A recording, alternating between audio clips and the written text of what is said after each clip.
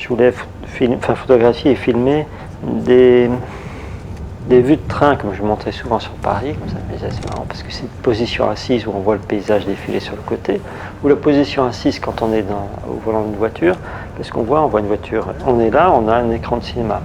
Si on est dans le train, ça passe sur le côté. Puis ces nouvelles positions, qui sont des positions contemporaines, parce qu'elles correspondent au déplacement rapide, je voulais les peindre comme ça. Mais il me plaît bien ce tableau quand même. Parce qu'il parle aussi de ce qu'on a tous vu et ce qu'on ne voit plus. Ce genre de maisons, on les voit à Nantes, on les voit au Mans, on les voit dans toute la France un petit peu quand on se promène. On est incapable de se dire où c'est exactement. Et aujourd'hui, il est comme ça. Cette maison existe aujourd'hui exactement comme ça. Je vous l'assure, je l'ai pris sur Internet, dans Google Street. Donc je ne l'ai pas inventé. Tout ce qu'on ne peut pas regarder, qu'on ne peut pas remarquer, ça m'intéresse de l'amener dans la peinture. Exactement comme je le faisais au départ avec les frigos ou les congélateurs ou les objets qui n'avaient aucun intérêt pictural. Oui, il faut de la distance pour les voir, les tableaux. Plus on s'éloigne, plus ils se précisent. J'ai retouché tout ça hier. Je vais retoucher ça, là j'ai enlevé, il faut que je remette de la cire. Parce qu'ici, c'était un peu trop mou comme ici. Donc bon, bien sûr, ça va revenir un petit peu comme ça quand ça va être repassé. Mais cette partie-là est encore un petit peu molle. Il faut vraiment...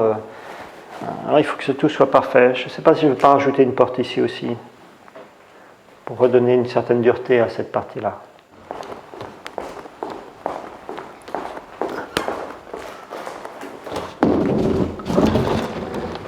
Alors celle-là est beaucoup plus précise et beaucoup plus stricte. C'est Los Angeles et ce qui m'amusait justement c'est que les briques soient très ordonnées, comme ça, très construites. Quand je fais cette série de tableaux, en fait, je pense à Vermeer beaucoup. Pourquoi ? Parce que chez lui, notamment dans un des tableaux où il a repris la ville de Delphes, on voit la lumière sur les briques, sur les maisons, sur les toits. On voit une sorte de multitude de détails et je trouve ça complètement fabuleux, comme dans la peinture de Vermeer, quand il s'attaque à la lumière, comme ça. Il fait scintiller les choses. Quand il traite des briques comme ça, que ce soit là, ou des fenêtres, on sent que ça scintille. Il y a quelque chose à la fois de sensible et que j'essaye de retrouver quelque part, à ma manière, je dirais, sur ces maisons de banlieue.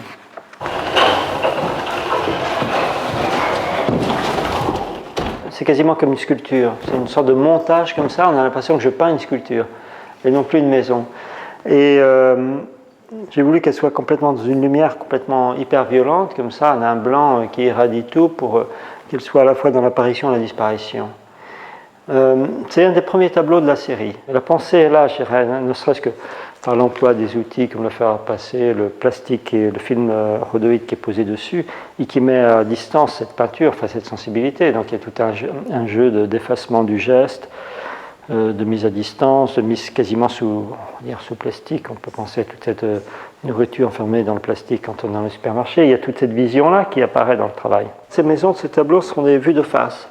Parce que je présente ces tableaux comme des portraits de maisons. Parce que ces maisons-là, je les trouve plus humaines, parce qu'elles sont construites de la main des gens, parce qu'elles ne sont pas finies, parce que les fils électriques sont là devant les fenêtres et désignent l'électricité qui passe, parce que les tags sont les signatures des maisons, comme la réalité d'aujourd'hui, qu'on soit au Mexique, en Europe, n'importe où. Il y a certaines maisons qui portent des tags, c'est comme des signatures, je trouve ça rigolo, c'est marrant. Moi, je signe jamais les tableaux, heureusement que j'en trouve qui signent les maisons.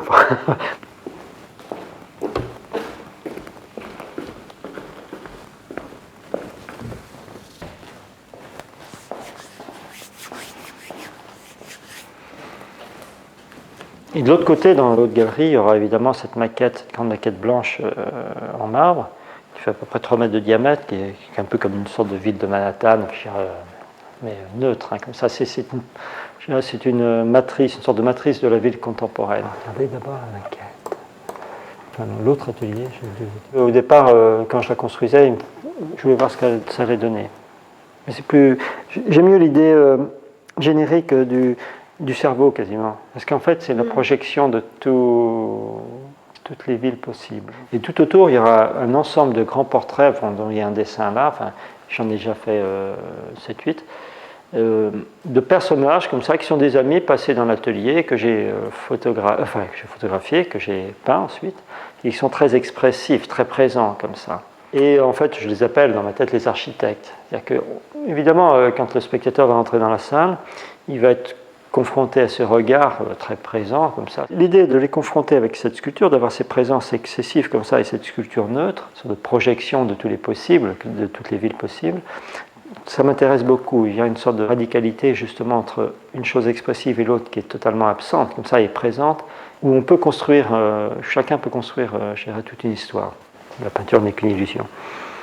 C'est ça qui m'intéresse. C'est pour ça que je travaille sur le réel. Parce que certaines fois, on m'a demandé pourquoi pas aborder des sujets abstraits. Je dis parce que l'abstraction ne m'intéresse pas, l'abstraction pure comme ça, elle est trop formelle pour moi. J'ai besoin de vérifier le réel, de le ramener, et puis de le vérifier en peignant, et de le maltraiter, pour en faire ressortir quelque chose d'autre, une deuxième réalité.